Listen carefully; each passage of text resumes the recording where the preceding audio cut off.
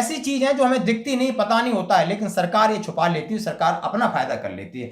अब ये point leave in case का शामिल करने के लिए ये अभी हाई कोर्ट में चल रहा है। कर्नल मुकुल साहब ने इसकी एक याचिका दायर की थी, जैसा कि उनसे मेरी बात हुई थी कि ये भी जल्दी मामला सामने आ जाएगा। कितना पैसा मिलता है और कितनी रिकवरी होती है, कौन कौन से जो फैक्टर हैं वो आज हमारी रिकवरी ज्यादा करा रहे हैं, इसलिए हमारी मांग है कि 15 की जगह 12 साल तक रिकवरी कर दी जाए। जैसे दोस्तों हमने आपसे बात किया था सुबह के कम्यूटेशन में सिपाही से लगा करके सूबेदार मेजर तक कितना पैसा मिलता है और कितनी रिकवरी होती है, कौन कौन से जो फैक्टर हैं वो आज हमारी रिकवरी ज्यादा करा रहे हैं, इसलिए हमारी मांग है कि 15 की जगह 12 साल तक रिकवरी कर दी जाए। तो आइए सिपाही से सूबेदार मेजर तक की ये टेबल देखते हैं। सबसे पहले अब मैं बात करूंगा कि जब हम पेंशन आते हैं और पेंशन आते समय हमें जो बेनिफिट्स मिलते हैं, तो सबसे पहले हमारी बेसिक सैलरी का 50% हमें पेंशन के तौर पर भुगतान किया जाता है, जिसके अंदर मिलिट्री सर्विस पे और क्लास पे ऐड होती है, और उसका आधा करने के बाद जो डीए लगाकर हमें मंथली पेंशन मिलती है। अब आधा जो अमाउंट है, आधे का फिर हम आधा कम्यूटेशन के रूप में बिक्री करते हैं, तो ये एक लमसम अमाउंट मिलता है, जिसका फॉर्मूला हम बात करते हैं कि 50% of basic pension into 12 into CF, यानी एक कम्यूटेट फैक्टर है जो सरकार बनाती है, यही बहुत बड़ा खलनायक होता है, और इसके जरिए जो टोटल वैल्यू होती है वो आपको कम्यूटेशन के रूप में एक लमसम अमाउंट मिलता है। ग्रेचुटी मिलती है, यानी ग्रेचुटी जो आपका पैसा सरकार आपको देती है, और ग्रेचुटी का मतलब होता है कि आपकी बेसिक पे प्लस आपकी मिलिट्री सर्विस पे, क्लास पे, प्लस जितना डीए बनता है, चारों चीजों को जोड़िए, आधा करिए, और आधा वाला जो अमाउंट है आपकी सर्विस प्लस 5 में मल्टीपल करिए, तो एक बहुत बड़ा अमाउंट मिलता है जो आपको ग्रेचुटी के रूप में जाना जाता है। इसकी कोई रिकवरी नहीं होती है। अब आपकी मंथली पेंशन, कम्यूटेशन और ग्रेचुटी, उसके बाद आपको मिलता है लीव इन केस। अब लीव इन केस का मतलब मैं बात कर रहा हूं कि जो आपकी बेसिक तनख्वाह है, अभी 300 दिन की जगह 400 दिन लीव इन केस का प्रस्ताव रखा है, इसलिए मैं आपसे बात कर रहा हूं, ये 8वें वेतन आयोग में रखा है कि इसको अब 400 दिन कर दिया जाए, तो बहुत अच्छा फायदा होगा। और उसके साथ एक और पॉइंट रखा है कि एमएसपी को भी इसमें ऐड किया जाए।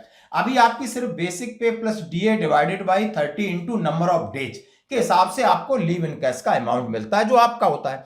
अब 300 की जगह 400 हो जाए और एमएसपी भी उसमें जुड़ जाए, तो फिर तो बल्ले बल्ले हो जाएगी, और ये अमाउंट लगभग जाकर के 25% तक आपको बढ़ा हुआ मिलेगा। ये बहुत अच्छी बात है, क्योंकि बहुत सारे जवान हैं वो 300 दिन नहीं 400 दिन इनकेस तो कर देते हैं, क्यों, फैमिली रख रहे हैं या उन्हें छुट्टी नहीं मिलती, तमाम ऐसी चीजें। अब इसके लिए कहा गया है कि मिलिट्री सर्विस पे को एचआरए और लीव इन केस के साथ भी शामिल कर दीजिए। अब ये पॉइंट लीव इन केस का शामिल करने के लिए ये अभी हाई कोर्ट में चल रहा है। कर्नल मुकुल साहब ने इसकी एक याचिका दायर की थी, जैसा कि उनसे मेरी बात हुई थी कि ये भी जल्दी मामला सामने आ जाएगा, क्योंकि यदि वो पे है मिलिट्री सर्विस पे तो उसको लीव इन केस में शामिल किया जाना चाहिए दोस्तों। तो ये मिल गया, और फिर इसके बाद आपका फंड मिलता है, फंड के बाद आपको एजीआई मिलता है, यानी इतनी चीजें आपके साथ जब पेंशन आते हो मिलती हैं दोस्तों। अब मैं बात करूंगा कम्यूटेशन के ऊपर। यदि आप सिपाही है, 17 साल सर्विस है, उम्र आपकी 36 साल है, और बेसिक पे प्लस मिलिट्री सर्विस पे जैसा कि आप चार्ट में देख रहे हो 41,500 है। अब 41,500 उसका 50% आप करोगे तो 20,750 हो जाता है।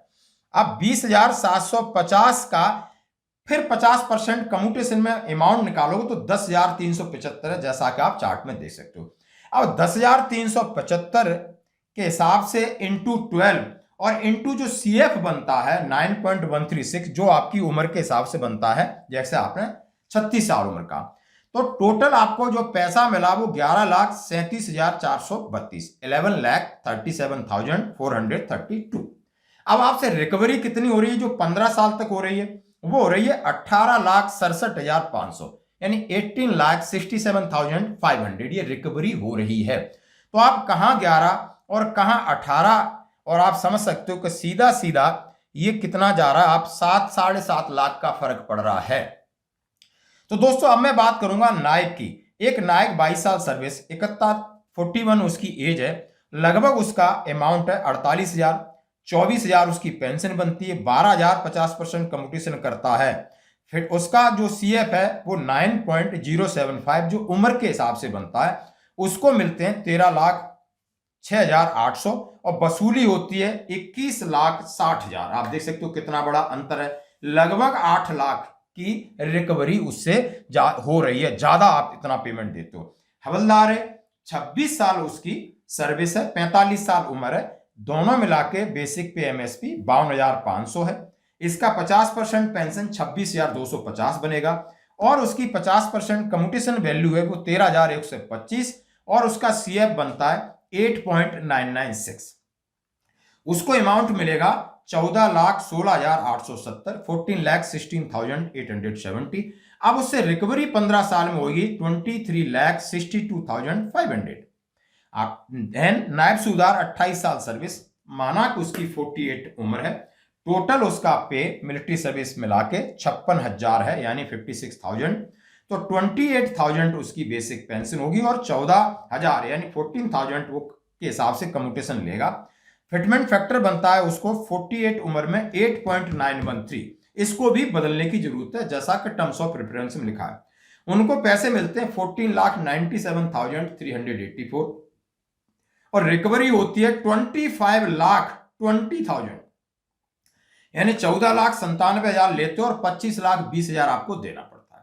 सूबेदार साहब 30 साल सर्विस है, 51 साल उम्र है, उनका 59,000 है तो 29,500 उनकी मान लो पेंशन है और 14,750 यदि वो फिलहाल कम्यूटेशन कराते हैं तो 8.808 उनका कम्यूटेशन फैक्टर और उन्हें पैसा मिलता है 15,59,016 15,59,000 और रिकवरी होती है उनसे 26,55,000। ये रिकवरी होती है, ये दर्द है। और ये रिकवरी की 12 साल तक कर दी जाए तो लगभग आपको फिर फायदा मिलेगा, हर एक का अलग अलग। सूबेदार मेजर 32 है, 54 है, 68 में रख रहा हूं टोटल उसकी पेमेंट है और उसका कम्यूटेशन 17,000 के आसपास जाता है, 8.678 फैक्टर है और 17,70,312 पेड होते हैं तो 30,60,000 उससे वसूल होते हैं। आप समझ सकते हो 13 लाख ज्यादा ये रेट ऑफ इंटरेस्ट।